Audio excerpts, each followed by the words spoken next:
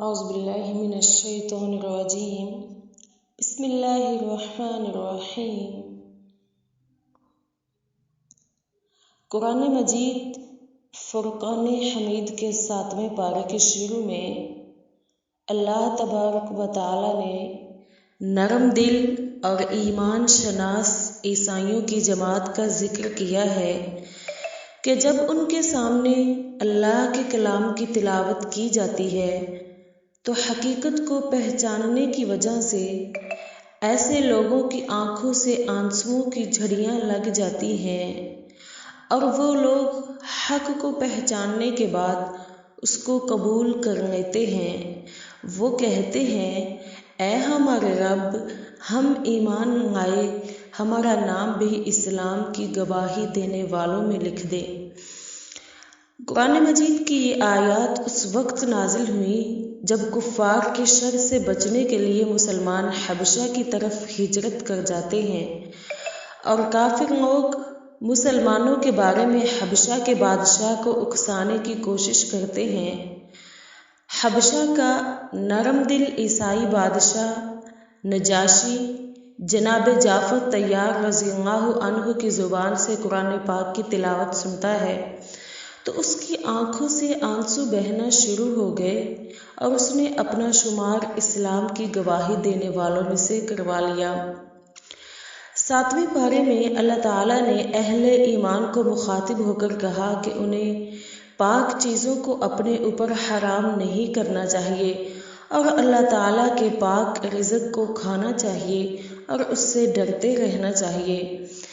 اس پارے میں اللہ تعالیٰ نے یہ بھی بیان فرمایا کہ اللہ تعالیٰ انسان کی بغیر کسی ارادے کے کھائی کی قسموں پر مواخذہ نہیں کرتے، لیکن جب کسی قسم کو پوری پختگی سے کھایا جائے تو ایسی صورت میں انسان کو اس قسم کو پورا کرنا چاہیے۔ اس بارے میں اللہ تعالیٰ نے ان آیات کا نزول بھی فرمایا ہے جن میں صراحت سے شراب کو حرام قرار دیا گیا ہے۔ اللہ تعالیٰ ارشاد فرماتے ہیں اے ایمان والو، بے شک شراب، جوا، بت گیری اور پانسا ناپاک اور شیطانی کام ہے، پس تم ان سے بچو تاکہ کامیاب ہو جاؤ۔ بے شک شیطان جوے اور شراب کے ذریعے تمہارے درمیان دشمنی اور عداوت پیدا کرنا چاہتا ہے اور تمہیں اللہ کی یاد اور نماز سے روکنا چاہتا ہے، تو کیا تم لوگ باز آ جاؤ گے؟ جب ان آیات کا نزول ہوا تو حضرت عمر فاروق رضی اللہ عنہ اور دیگر صحابہ کرام رضوان اللہ علیہم اجمعین نے کہا یا اللہ، ہم رک گئے، ہم باز آ گئے۔ اس بارے میں اللہ تعالیٰ نے سمندری شکار کو حلال قرار دیا ہے اور حالت احرام میں خشکی کے شکار کو منع کیا ہے۔ اللہ تعالیٰ نے بکثرت سوال کرنے سے بھی روکا ہے۔ کئی مرتبہ کثرت سوال کی وجہ سے جائز اشیاء بھی حرام ہو جاتی ہیں۔ اللہ تعالیٰ نے اس صورت میں یہ بھی بتایا ہے کہ عیسیٰ علیہ السلام کے حواریوں نے عیسیٰ علیہ السلام سے کہا کیا آپ کا رب ہمارے لیے آسمان سے دسترخوان کو اتار سکتا ہے، یعنی پکا پکایا کھانا اتار سکتا ہے؟ عیسیٰ علیہ السلام نے حواریوں کے اس بغیر کسی جواز مطالبے پر انہیں تنبیہ کرتے ہوئے کہا اللہ سے ڈر جاؤ اگر تم مومن ہو۔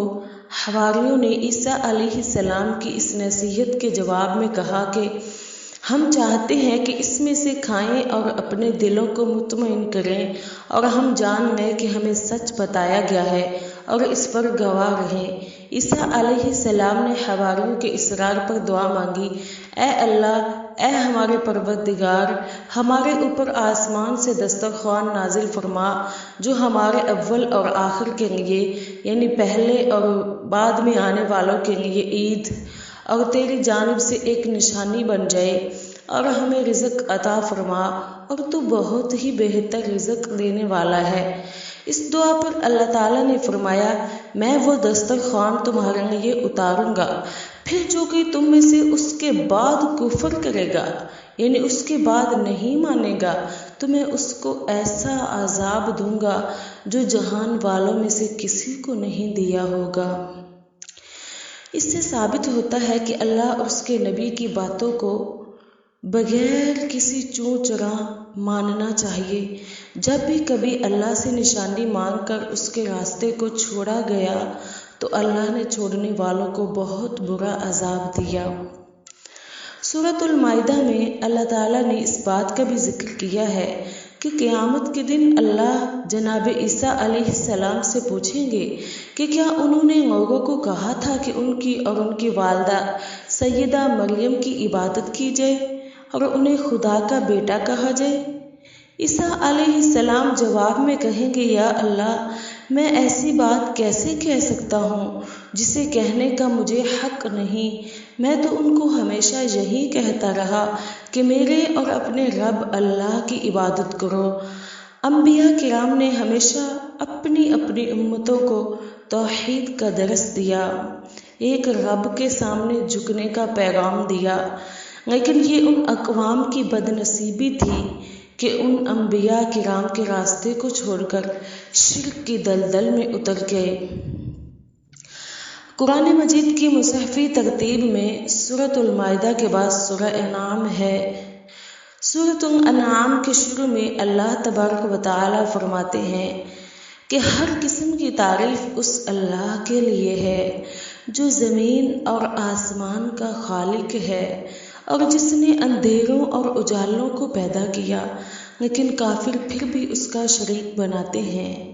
اس کے بعد اللہ رب العزت نے بتایا کہ اس نے انسان کو مٹی سے پیدا کیا، پھر اس کو رہنے کا ایک وقت دیا، پھر ایک مخصوص مدت کے بعد اس کو زندہ کیا جائے گا، لیکن انسان ہے کہ دوبارہ جی اٹھنے کے بارے میں شک کا شکار ہے۔ اس کے بعد اللہ رب العزت نے اس بات کا ذکر کیا کہ اللہ ہی ہے آسمان اور زمین میں جو انسان کے ظاہر اور باطن کو جانتا ہے اور یہ بھی جانتا ہے جو وہ کماتا ہے۔ اللہ تعالیٰ نے اس صورت میں اپنی ملکیت کی وسعت کا بھی ذکر کیا اور ارشاد فرمایا کہ دن اور رات میں جو کچھ بھی موجود ہے وہ اسی کا ہے اور وہ سننے اور جاننے والا ہے۔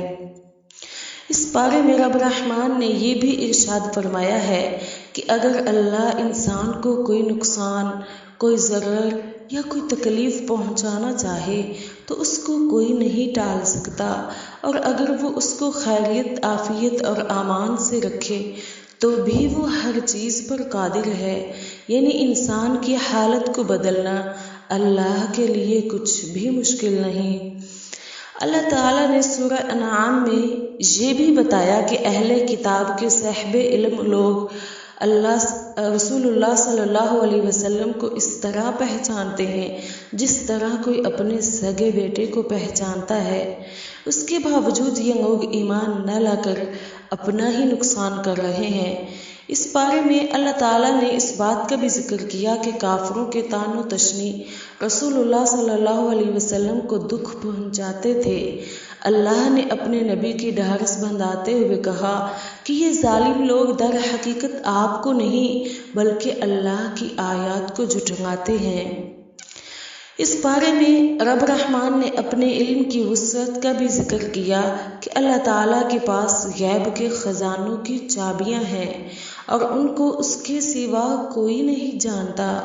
خشکی اور سمندر میں جو کچھ بھی موجود ہے اللہ تعالیٰ اس کو جانتے ہیں، اور کوئی پتا جو زمین پر گرتا ہو اللہ اس کو بھی جانتے ہیں، اور کوئی ذرہ جو زمین کے کسی اندھیرے مقام پر پڑا ہے وہ اس کو بھی جانتے ہیں، اور ہر خشک اور تر سے پوری طرح واقف ہیں۔